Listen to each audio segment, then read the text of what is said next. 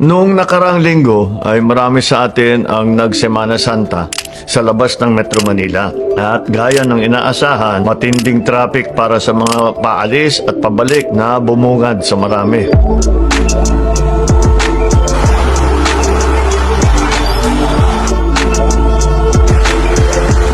Traffic ang isa sa pinakamatindi nating problema dito sa bansa. Nakakalungkot man ay isa na itong bahagi ng pamumuhay ng bawat Pilipino at hindi rin natin mapagkaila na kanyag o notorious na sa buong mundo ang traffic dito sa Pilipinas.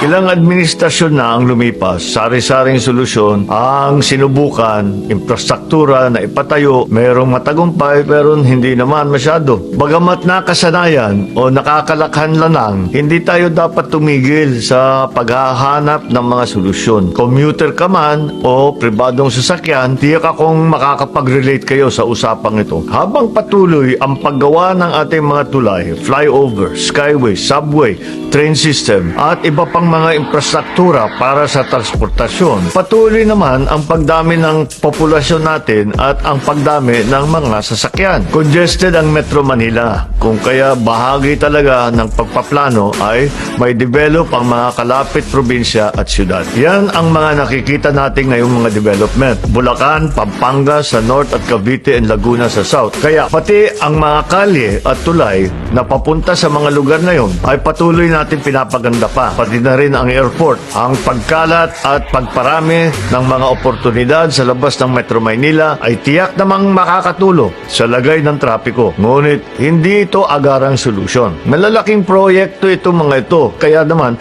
dapat natin isipin na hindi bukas na natin mararamdaman ito dahil malaki talaga yung scale at kuminsan pa nga nakakaabala pa doon sa mga traffic ngayon. Kaya pagtsagaan nyo lang.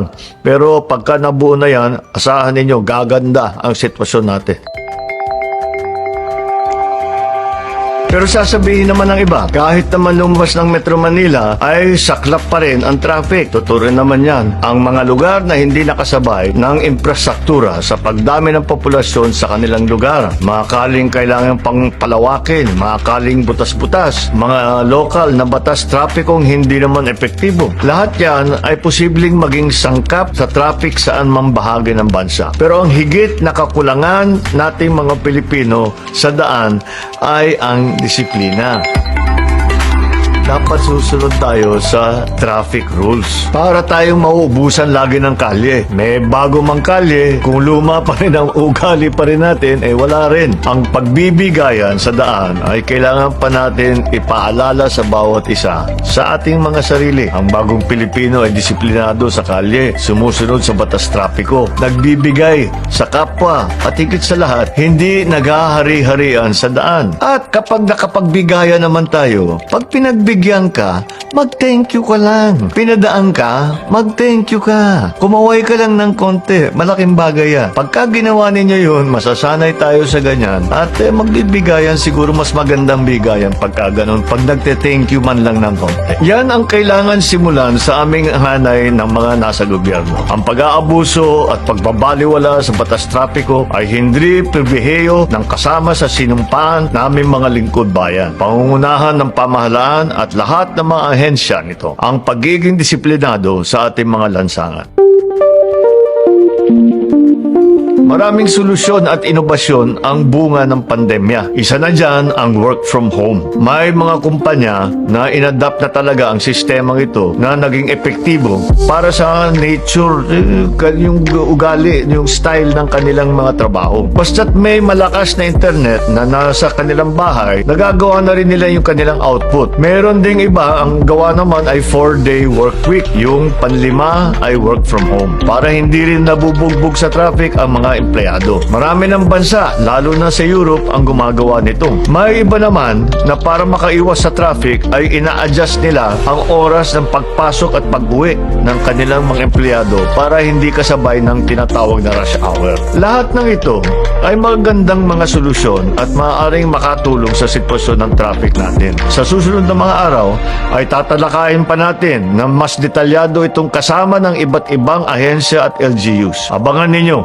at makikilahok rin kayo kahit sa comment section para malaman namin ang iba niyong mga idea at naiisip ninyo. Ang bagong Pilipino ay sumasabay sa pagbabago ng panahon at hindi nauubusan ng mga solusyon at inobasyon. Higit sa lahat, ang bagong Pilipino ay disiplinado, kaya't makibahagi tayo sa paglutas ng suliranin. So yun mga boss, matagal ng problema sa ating bansang Pilipinas ay ang traffic.